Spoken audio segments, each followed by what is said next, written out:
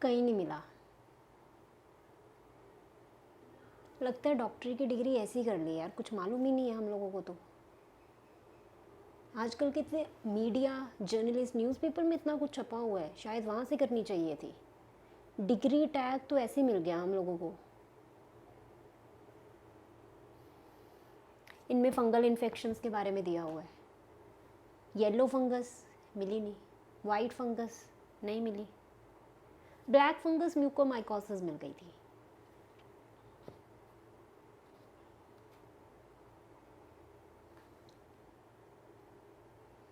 Journals भी देख लिए, आर्टिकल्स भी देख लिए, वेबसाइट्स भी चेक कर ली। कुछ फ्रेंड्स हैं डॉक्टर पैथो के, एमडी की है उन्होंने, उनसे भी बात कर ली। येलो फंगस वाइट फंगस तो उन्होंने भी नहीं पढ़ा।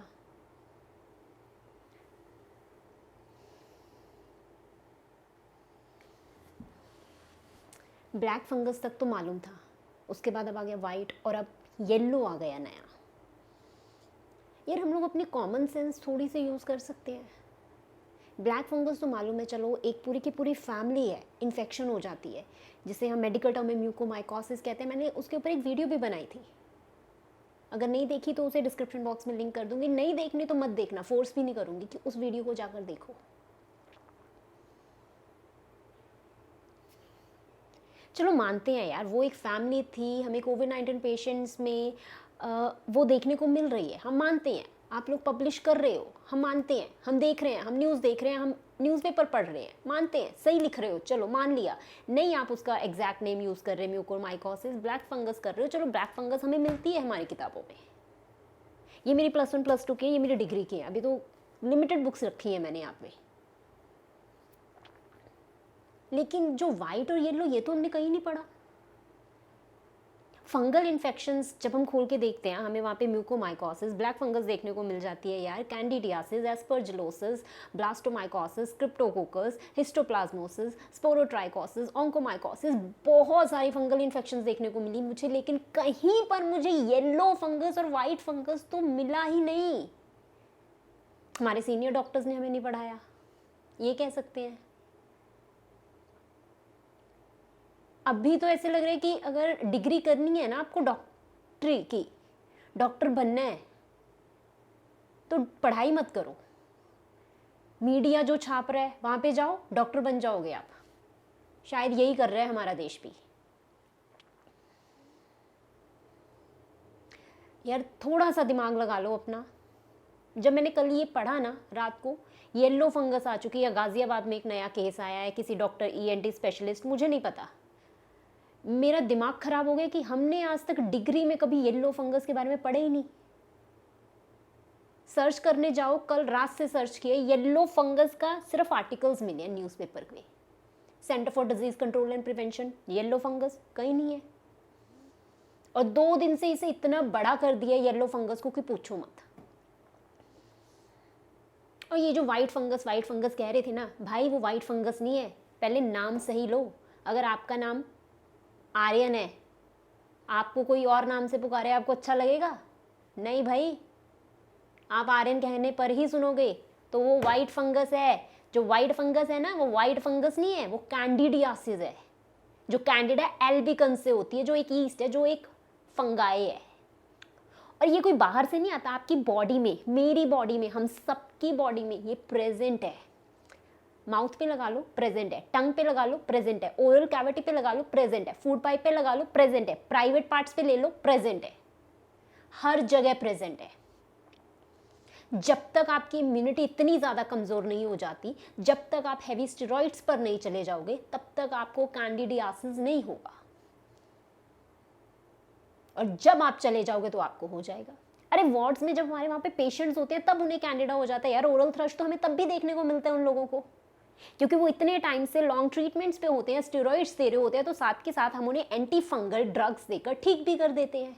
ये बीमारियां कोई आज नहीं आई, बहुत पहले से हैं। तुम लोगों ने तो नाम ही इतने अलग अलग निकाल दिए। ये चेयर दिख रही है, इस चेयर पे कलर्स दिख रहे हैं सबको, ये ब्लू, येलो, रेड, ग्रीन भी है।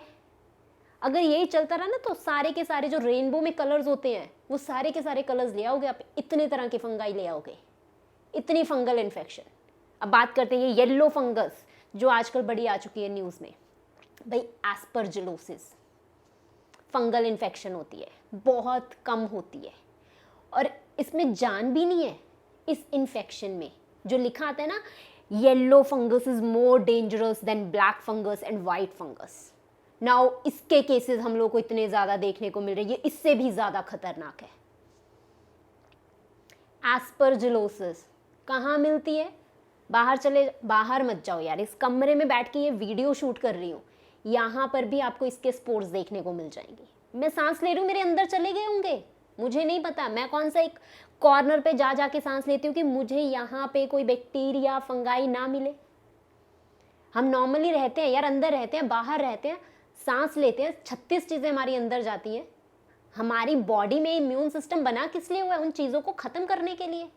और वो स्पोर्स अगर आपने और मैंने अंदर ले भी लिए तो क्या होगा? हम बीमार नहीं होंगे उससे, हमें कुछ भी नहीं होगा। अगर हम नॉर्मल हेल्दी हैं, हमें कुछ भी बीमारी नहीं है, हम लंबे टाइम से स्टेरॉइड्स नहीं ले रहे, वो भी चीप स्टेरॉइड्स अपनी मर्जी से।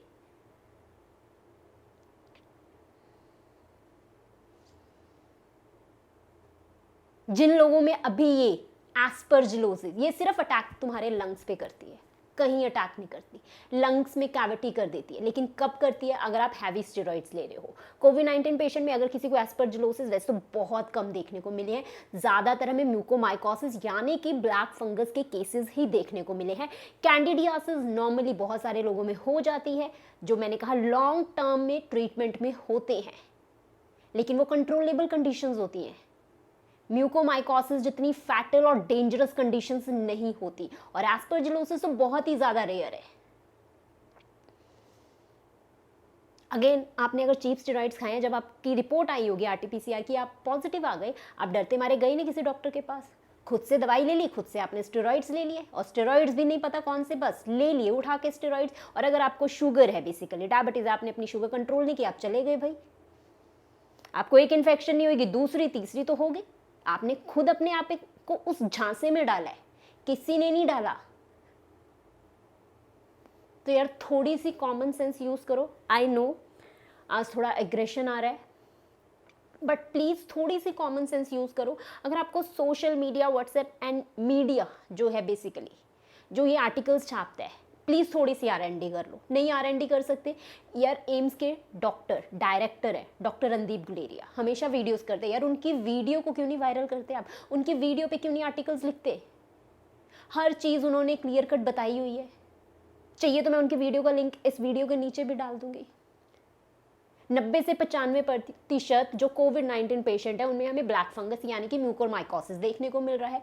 और जो हम और आप जैसे नॉर्मल लोग हैं जिन्हें कोई बीमारी नहीं है, उनमें केस चांसेस कितने हैं? 0.1%।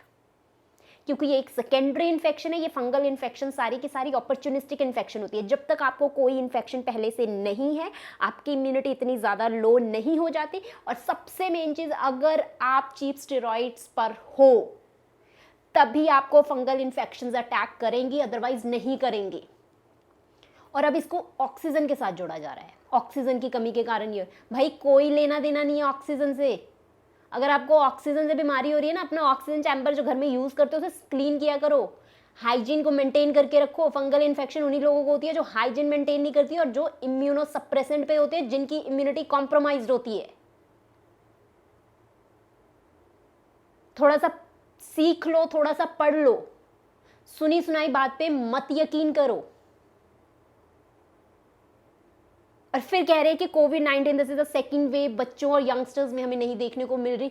क्यों मिलेगी? पहली बात, ना तो वो न्यूज़ सुनते हैं, ना तो वो ऐसी बातों पे यकीन करते हैं।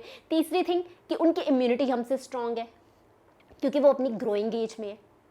हम अपनी ग्रोइंग एज में नहीं है, हम अपनी डिक्लाइनिंग वाली एज में है इस टाइम पर। अगर एफर्ट्स लगा सकते हो तो ग्रोइंग एज में जा सकते हो।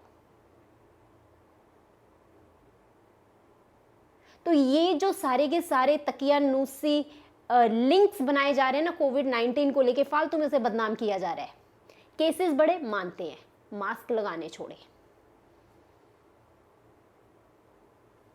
प्रिकॉशंस लेनी छोड़ी तो केसेस इंक्रीज हुए। उसके बाद नई बीमारी आई, फंगल इन्फेक्शन, नई नहीं है, पुरानी है, अपॉर्चुनिस्टिक इन्फेक्शन आई, हैवी स्टेरॉइड्स लिए। गलती किसकी है? गलती हम लोगों की है, आप लोगों की गलती है। किसी और को ब्लेम मत करो। कोई चीज करनी है, पर्टिकुलर डॉक्टर और फिजिशियन के पास जाओ, उनसे बात करो। खुद से कोई चीज मत करो, नहीं तो अभी तो सिर्फ कैंडिडियासिस और एस्परजिलोसिस जिन्हें आपने ये नाम दिए ना, कल को दूसरी भी आएंगी। फिर फंगल इन्फेक्शन तो यार कहीं से भी हो जाएगी, कहीं से भी। कब बचोगे इससे? कभी नहीं बच पाओगे। ये तो मिट्टी में, अंदर है, बाहर है, ऊपर है, नीचे है, सो रहे हो, हर जगह ये तो आपके अंदर भी है। इससे कैसे बचोगे? इससे नहीं बच पाओगे आप लोग, अगर सोच रहे हो इससे बच जाओगे तो। Thanks for watching the video.